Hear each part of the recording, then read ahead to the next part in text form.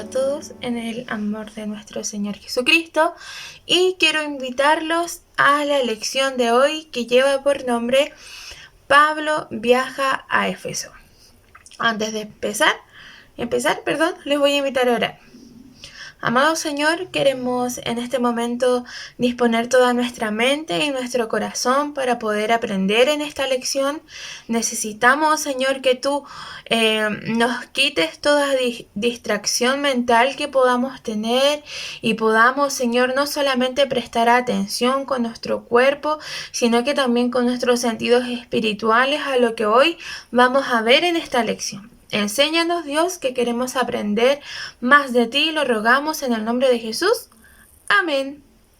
Y para poder comenzar la lección de hoy, les voy a contar que hoy vamos a estar revisando la segunda parte de este viaje que Pablo hace a Éfeso. La semana pasada estuvimos viendo la lección con nuestra hermana Stephanie y hoy estamos ya adentrándonos en esta segunda parte final de este viaje misionero, y la lección está basada tomándonos un poco de Hechos 18 a Hechos capítulos 19 versículos hasta el versículo 20, perdón. Y para poder contextualizar un poco el mensaje del día de hoy, tal como ustedes lo ven en la pantalla y ven ese mapa nos relata un poco, o nos muestra más bien un poco, el tercer viaje misionero de Pablo.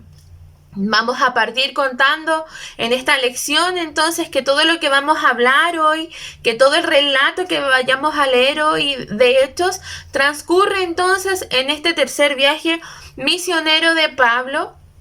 Y para poder situarnos un poco y poder recordar lo que se ha estado hablando desde la semana pasada, tenemos que recordar que Pablo anteriormente ya había hecho un viaje a Éfeso, pero fue cuando el Espíritu lo detuvo y no lo dejó trabajar. ¿Por qué? Porque seguramente todavía no era el tiempo de poder ensanchar el reino de Dios ahí, ¿verdad? De poder llevar las buenas nuevas de salvación en ese momento. Y es ahora, en este tercer viaje, donde nos encontramos que Pablo vuelve nuevamente a visitar a Éfeso y tiene muy buenos resultados. Entonces nos damos cuenta que en el viaje anterior el Espíritu lo detiene, pero con este tercer viaje misionero donde Pablo visita a Éfeso, nos damos cuenta que sí hay muy buenos resultados. Éfeso era conocida entonces por ser una ciudad muy grande, por ser un centro cultural y religioso, también por ser muy famosas por sus negocios. Vamos a recordar también que Éfeso estaba muy cercana al mar Egeo. Si estaba muy cercana al mar, entonces quiere decir que también era como una ciudad portuaria. Entonces había muy buenos negocios, se trabajaba muy bien ahí la actividad económica.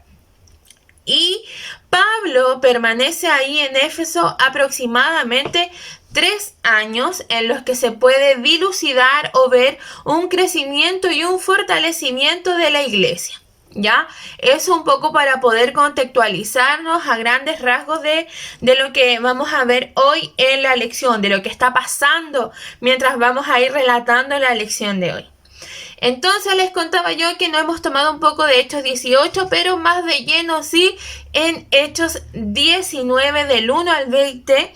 Así que antes de poder avanzar en esta lección, yo le voy a pedir que pueda tomar un momento familiar o personal, dependiendo de con quién esté haciendo, ¿no?, el estudio bíblico, y puedan tomar lectura de este capítulo 19 del libro de Hechos, del versículo 1 al 20. Le voy a sugerir, sí, que por favor pueda buscar a lo menos 2 versiones bíblicas distintas en donde ustedes puedan ir haciendo las comparaciones y puedan ir dándose cuenta también con un lenguaje quizás un poco más sencillo de lo que está transcurriendo en el relato. Así que los invito a detener el video unos minutos para que ustedes puedan aprovechar este momento de lectura. Esperando que usted haya tenido su momento de lectura. Les voy a contar que en la lección de hoy vamos a estudiar 3 principios en el ministerio de Pablo en Éfeso. La semana pasada con Stephanie estuvieron revisando 4 principios. Hoy le vamos a agregar 3 más para hacer un total de 7 principios de los que vamos a estar revisando en general de este viaje a Éfeso. Y hoy nos vamos a centrar en 3 específicamente y vamos a ir sacando ricas sustancias, enseñanzas para aprender en la lección de hoy. Una vez que usted ya haya leído, vamos entonces a proceder con la lección del día de hoy. Entonces, el primer principio, el primer punto que vamos a tratar el día de hoy es que Pablo usa la discusión, el debate, como un método pedagógico. ¿Y dónde encontramos eso? Lo encontramos en Hechos 19 del versículo 9 al 10. Pablo nos relata aquí en los primeros versículos que ustedes leyeron que cuando él llega a Éfeso había estado predicando en la sinagoga. Pero tras también un tanto de persecución y hostigamiento de los líderes judíos, Pablo comienza a aburrirse un poco de este sistema, ve que estas barreras ya no las puede atravesar y consigue un nuevo lugar en donde él puede predicar. Entonces vamos a leer el versículo 8 y 9 que dice: durante 3 meses Pablo fue a la sinagoga y habló con valentía, discutiendo y tratando de convencerlos de lo que él estaba diciendo acerca del reino de Dios. Sin embargo, algunos fueron tercos y no quisieron creer, y le hablaron mal del camino a toda la gente. Entonces Pablo los dejó y se fue con los seguidores de Jesús a una escuela de un hombre llamado Tirano. Entonces nos encontramos con estos primeros versículos que nos cuentan acerca de esta barrera que se le presentó a Pablo de poder continuar predicando y discutiendo, como decía ahí la palabra, debatiendo, ¿verdad?, acerca del reino de Dios en la sinagoga, y él entonces opta por retirarse de ese lugar y buscar un nuevo lugar para poder desarrollar su ministerio. ¿Y dónde llega entonces Pablo? Llega a una especie de salón educativo o a un salón de conferencias que era la escuela de Tirano. Probablemente en ese lugar lleno de estudiantes estaban dispuestos a escuchar, estaban dispuestos a tomar nota, y quizás estudiante como tú y como yo lo fuimos, o los que todavía son, muchos también se tienen que haber dormido en la clase. Pero aquí resulta algo súper interesante, súper asombroso acerca del método de enseñanza de Pablo. Pablo era por excelencia un maestro espiritual. Recordemos de su historia que él también había sido educado con Gamaliel. Entonces era un hombre que tenía peso y que tenía conocimiento y que por lo tanto manejaba ciertas técnicas para poder convencer y persuadir a la gente, para poder traer su atención. Él tenía clarísimo, muy claro, que la enseñanza era mucho más que hablar y que por tanto el aprendizaje era mucho más que escuchar. Para Pablo no solamente le bastaba con que estuviese hablando y la gente escuchando, sino que él necesitaba acción. Entonces utiliza un método de aprendizaje, una técnica pedagógica, un método pedagógico que tiene que ver con el debate, que tiene que ver con la discusión. Y en el salón de conferencias es ahí donde él iba a tener por fin toda la atención necesaria de la gente que estuviese dispuesta a reflexionar. Una de las preguntas que nosotros debemos hacernos como servidores, como creyentes, como miembros de una iglesia o de una comunidad, es poder preguntarnos: ¿qué aprendemos? ¿Usted se ha preguntado? ¿Qué aprende usted? ¿Qué aprendemos? A ciencia cierta yo podría decir que yo no sé lo que usted aprende de mí cuando estoy dando las lecciones o cuando están los maestros Apolos. dando las lecciones, sobre todo ahora con este método, ¿verdad? Remoto, online, de aprendizaje. No tenemos seguridad de lo que la gente aprende si solamente escucha. Nunca vamos a tener seguridad de lo que la gente realmente aprende si solamente escucha. Porque es muy fácil, es súper fácil decir amén y asentir con la cabeza, ¿cierto? Ahí sí, estar convencido, mostrando en un acto físico. Pero eso muchas veces se convierte solamente en un acto automático, ¿verdad? Cuando alguien está predicando y dice amén y uno responde amén, casi como un acto automático, sin tener ahí como la reflexión o la conciencia del contenido de lo que la persona realmente está diciendo. Por tanto, existe una gran diferencia entre ser solo un oidor y ser un participador del aprendizaje. No sé si me entiende la diferencia.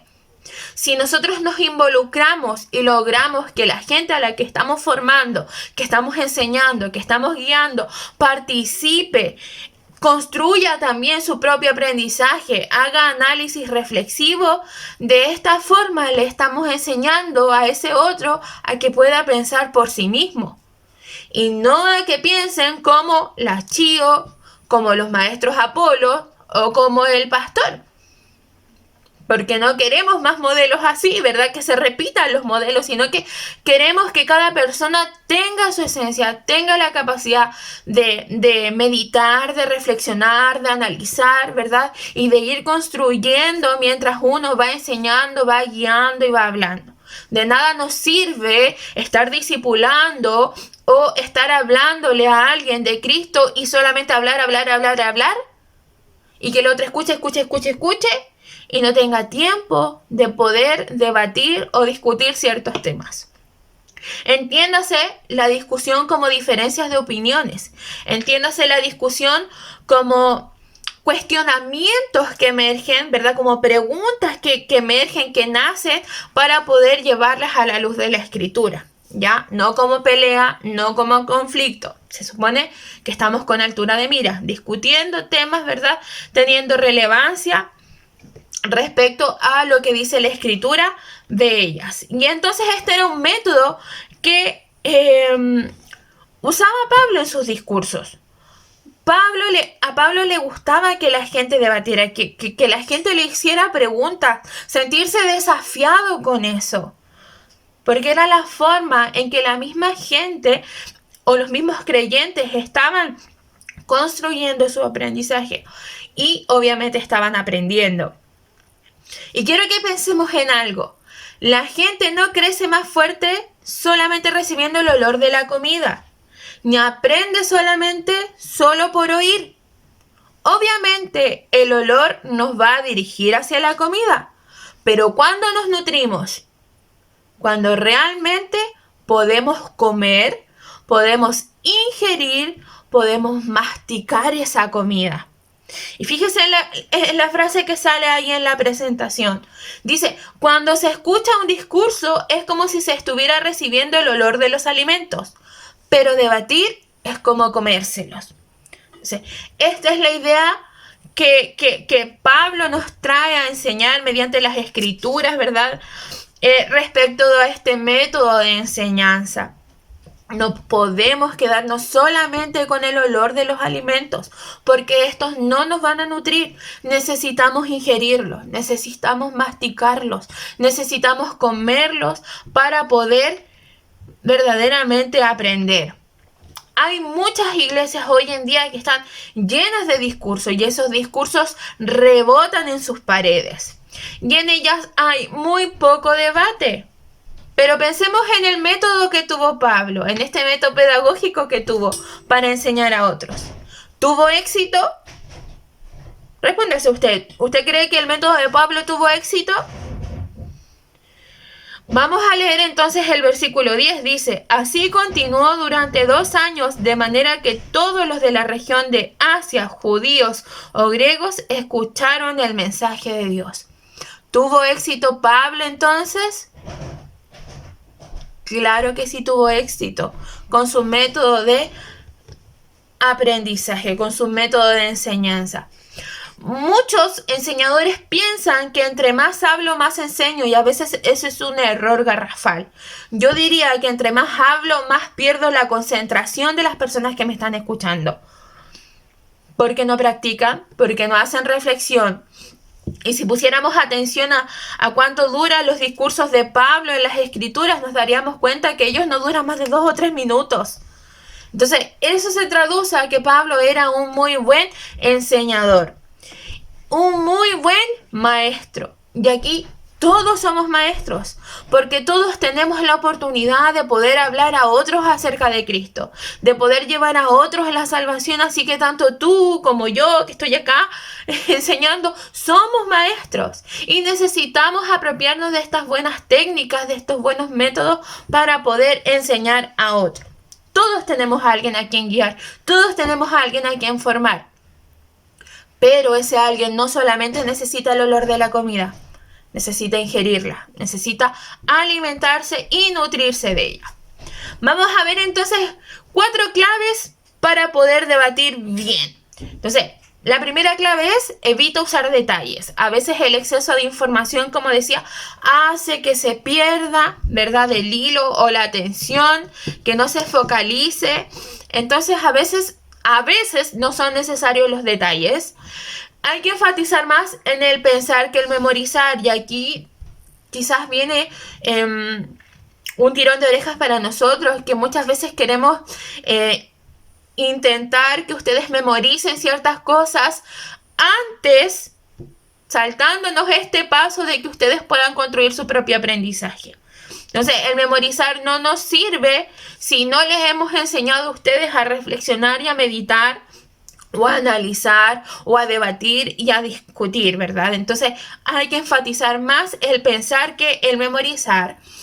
Tercero, debemos planificar todo en torno al debate. Todo lo que vayamos a hablar, si yo voy a ir a predicar a otros de Cristo, necesito planificarlo en relación al debate, en relación a una conversación, a que el otro también opine, que salga sus ideas de ahí, que me cuestione para poder llevarlo yo a la luz de las Escrituras. Y cuarto, es necesario a veces tener material extra que complemente, como libros de apoyo o comentarios bíblicos, etc. ¿Ya? Entonces, estas son las claves para lograr una buena discusión o un buen debate. Y en nuestra comunidad, nosotros trabajamos esta técnica, quizás no siempre, pero sí la trabajamos mediante conversatorios, y a veces tratamos de ponerlo también en jaque en nuestros estudios bíblicos para poder hacer praxis de esto. Y es bueno que usted lo aproveche. Número 2, principio número 2 es que el poder en el nombre de Jesús fluye a través del creyente. Y eso lo encontramos en Hechos 19, del 13 al 16. Dice: pero unos judíos que andaban por ahí expulsando espíritus malignos, trataron de usar el nombre del Señor Jesús para expulsarlos.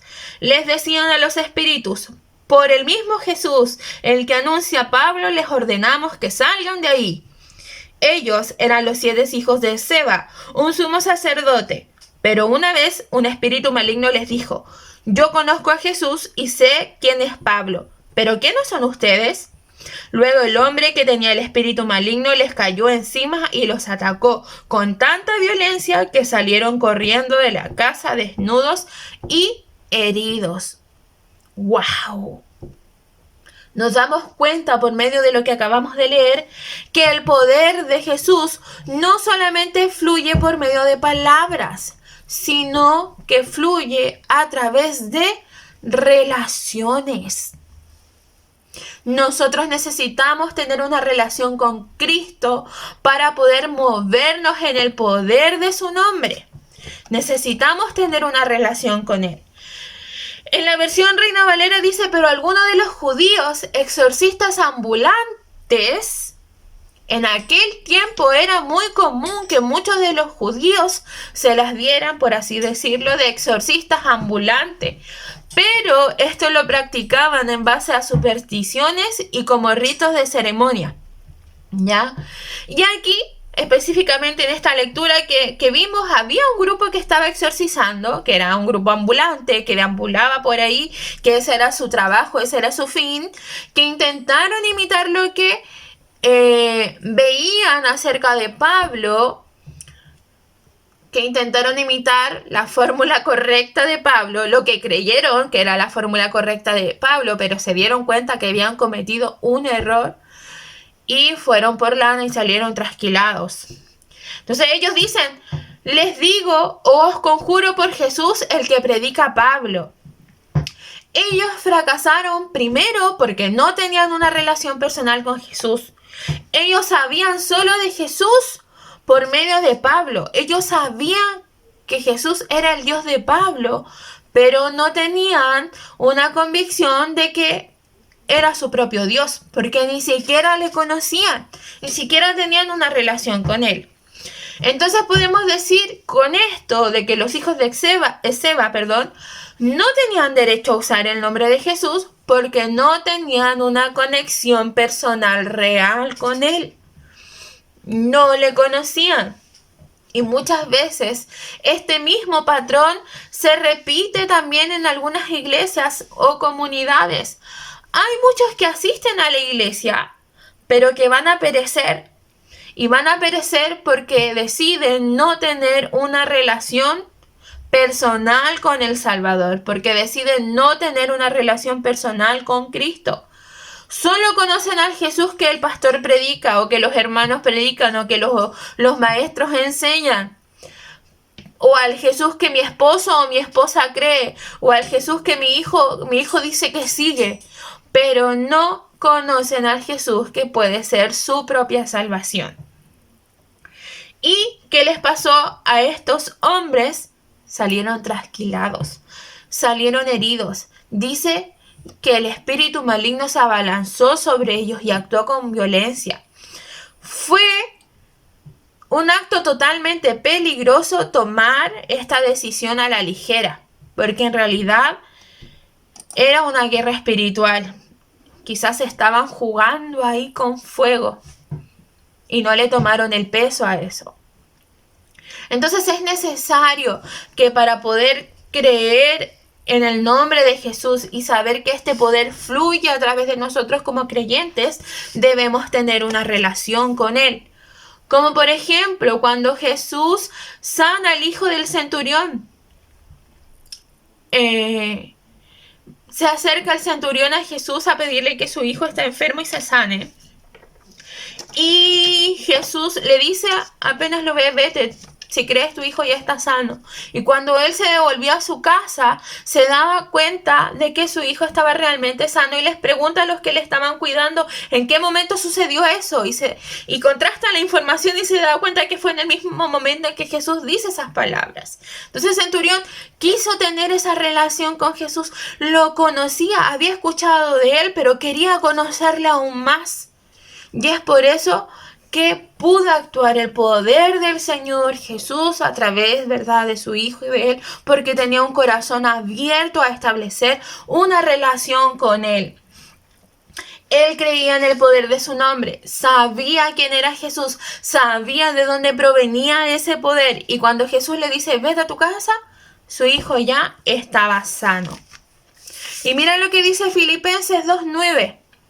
Por eso Dios le dio el más alto honor, hablando acerca de Jesús, y el nombre que está por sobre todos los nombres. En el nombre de Jesús, entonces nosotros tenemos poder.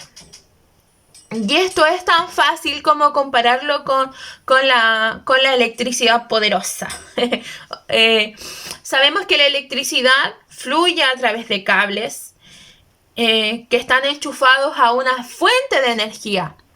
Lo mismo pasa con el poder en el nombre de Jesús. Nosotros necesitamos, en el poder que hay en el nombre de Jesús, necesitamos estar conectados a una fuente de energía para dejar que ese poder fluya a través de nosotros. La pregunta es, ¿oras tú en el nombre de Jesús? ¿Oras tú en el nombre de Jesús? Entonces, si es así, Asegúrate de estar conectado correctamente a esa fuente de poder, de estar conectado a Dios. No bastan solo las palabras si no le conocemos. No bastan solo las palabras. Necesitamos tener una relación con Él. Y sabemos que todo es posible cuando creemos en el poder del nombre de Jesús. Cuando creemos y decidimos tener una relación con Cristo. Ese poder puede fluir a través de nosotros como sus hijos. Vamos al punto número 3 y al punto final, que dice así: los creyentes deben renunciar a su pecado. Y la base de este punto la encontramos en Hechos 19 del 17 al 20. Entonces vamos a darnos cuenta con estos versículos que el avivamiento que hubo en Éfeso influyó muchísimo en la manera en que la gente vivía. La gente tuvo temor de Dios y también pudieron comprobar lo que el enemigo podía hacer. ¿Y cómo lo pudieron comprobar? A través de la lectura que vimos en el punto 2, a través de esta experiencia de los hijos del sumo sacerdote Seba, donde salieron trasquilados por querer hacer cosas que no les correspondían, por querer tomar un rol que no les correspondía, por querer hacer fluir un poder con el que ni siquiera estaban conectados. Vamos a leer el versículo 17 al 20. Dice: esto se supo entre todos los judíos y griegos que vivían en Éfeso. A todos les dio miedo y empezaron a honrar el nombre del Señor Jesús. Muchos de los creyentes confesaban abiertamente las maldades que habían hecho. Algunos de los nuevos creyentes que habían practicado la brujería trajeron sus pergaminos y los quemaron delante de todos. Esos libros tenían un valor de 50,000 monedas de plata. El mensaje del Señor tenía cada vez más influencia y más gente creía. ¡Wow! Aquí hay algo bastante interesante porque menciona una cantidad de dinero. Cuando los creyentes se dan cuenta y tienen conciencia respecto del temor que le deben tener a Dios, porque saben que no pueden jugar con Él, ellos actúan rápidamente y lo primero que hacen es confesar abiertamente su pecado y luego esa confesión trajo una acción. Y esa acción fue que quemaron los pergaminos que eran mucho más valiosos que cualquier otro libro. La escritura nos señala en lo que acabamos de leer que el valor de todo lo quemado era de 50,000 monedas de plata. Una moneda de plata era equivalente al pago del trabajo de un día. O sea, aquí hay 50,000. Cuando traté de hacer este cambio de dinero para poder contextualizarlo un poco más y ver el valor que tenían estos pergaminos, me encontré que estas 50,000 piezas de plata o monedas de plata equivalen al sueldo de 50 personas que trabajan cerca de 3 años. El sueldo de 50 personas que trabajan cerca de 3 años. Eso es muchísimo dinero. Para los que son matemáticos, calculen por favor, porque yo no lo soy. Pero aproximadamente fueron 700 millones de pesos. O sea, ese era el valor de los pergaminos que ellos quemaron. De los pergaminos que tenían hechizos, brujerías y conjuros. Perfectamente ellos pudieron haber pensado, los vamos a vender para poder tener riqueza de esto. Pero no. Ellos confesaron su pecado y actuaron inmediatamente por temor a Dios y a lo que les había pasado a los 7 hijos de Seba, ¿verdad?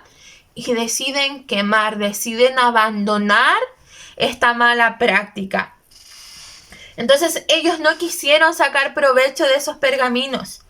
No quisieron, no sé si sería la palabra correcta, usufructuar, pero sí aprovecharse de esas ganancias, sino que decidieron abandonar sus malas prácticas por temor a Dios. Y eso lo encontramos en el versículo 18 y 19, que dice que muchos de los creyentes confesaban abiertamente las maldades que habían hecho y decidieron entonces quemar esos pergaminos. ¿Y qué hicieron estos creyentes? Quemaron estos pergaminos por dos razones que son tremendamente importantes. Primero, ellos tenían claro que si algo es malo, debían deshacerse de él y no sacar provecho de esto. Porque sabían que no es de crecimiento o enriquecimiento que un creyente pueda obtener ganancias de algo que es de tropiezo o de perdición para otros. Ellos sabían que si estos pergaminos iban a ser de tropiezo o de perdición para otros, no iban a tener un crecimiento personal de su cambio de vida. Decíamos al principio de esto que el crecimiento que hubo en Éfeso impactó totalmente la vida de los creyentes que decidieron cambiar. Y esto es lo que refleja esta acción. Ellos sabían que debían deshacerse de lo malo y no sacar provecho de esto, porque sabían que esto podía ser tropiezo para otros, para que otros conocieran la verdad, para que otros de verdad pudieran tener el temor de Dios. Y esta razón la tenían clarísima. Y la razón número 2 es que el pecado toma fuerza en la oscuridad y crece en lo secreto. Ellos no decidieron mantener su vida oculta, decidieron confesar abiertamente, porque sabían que este pseudo poder del mal o esta fuerza del enemigo se iba a quebrar, se iba a romper cuando ellos confesaran su pecado. Y no solamente lo confesaron, sino que además lo abandonaron. Confesaron un pecado y abandonaron sus malas prácticas. Nosotros sabemos que Jesús es el único que puede romper cadenas. Jesús es el único que puede romper esas cadenas que nos atan a nuestra vieja manera de vivir, que nos atan a nuestro pecado. Pero nosotros como creyentes también debemos poner de nuestra parte.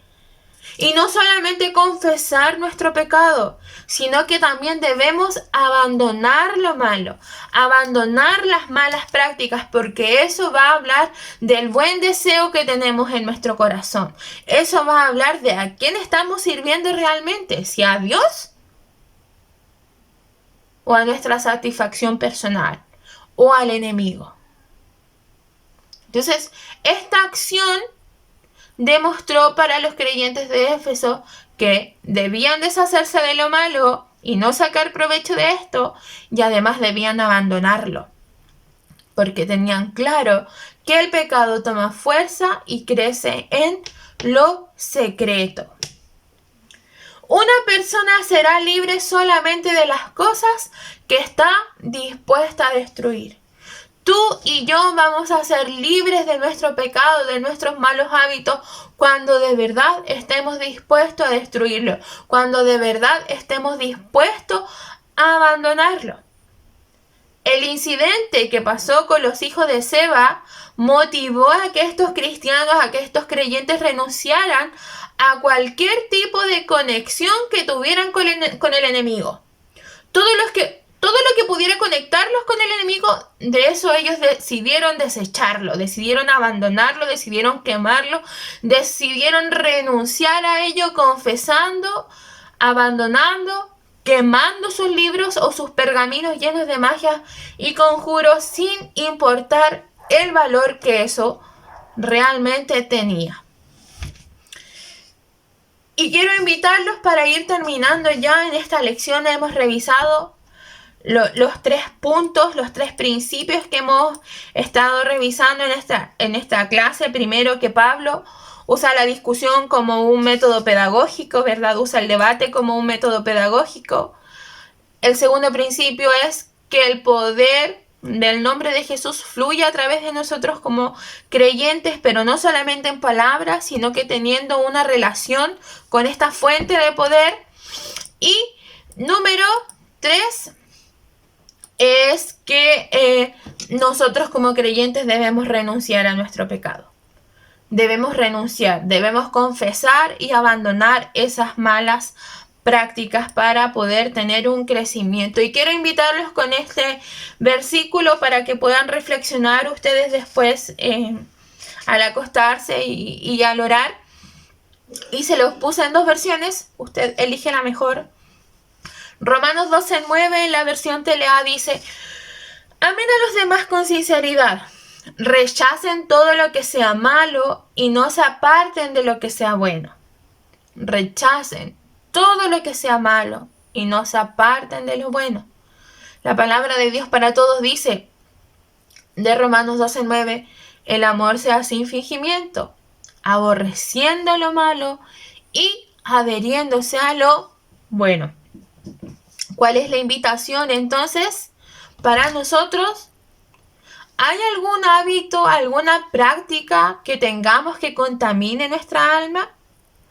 ¿Hay algún hábito que siga siendo una mala práctica, siga siendo un mal hábito para nosotros y que contamina nuestra alma, contamina nuestra relación con Dios? Si lo hay, sepamos entonces que si Cristo nos ama y nosotros confiamos en Él, la invitación, tanto para usted como para mí, es que nos podamos deshacer de eso lo más rápido posible. No solamente confesándolo, sino que también abandonando esa mala práctica, rechazando y renunciando a esa mala práctica de manera tan radical como lo hicieron los creyentes de Éfeso.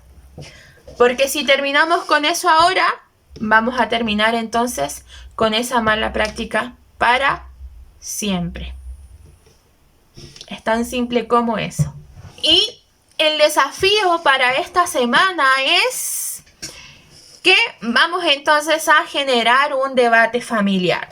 Para aquellos que ven el estudio bíblico, ya sea solo o con familia, involucre igual a toda la familia, tenga ahí diferentes opiniones, porque vamos a ser formadores, vamos a utilizar el método pedagógico de Pablo para poder enseñar a otros. Y el tema de este debate, de este desafío es: ¿puede un creyente divorciado volver a casarse? ¿Puede un creyente divorciado volver a casarse? Ese es el tema. Entonces usted va a juntar a su familia, van a generar un debate, una discusión en relación a la pregunta que planteamos recién, van a anotar sus opiniones de manera personal en una hoja todas las opiniones, y van a capturar el momento con una fotografía y la van a compartir en el info de la comunidad Tiempo Oportuno. Así que les dejo el desafío para que practiquen este método pedagógico que nos relatan las escrituras. Que estén muy bien, bendiciones y que tengan una excelente semana. Chao.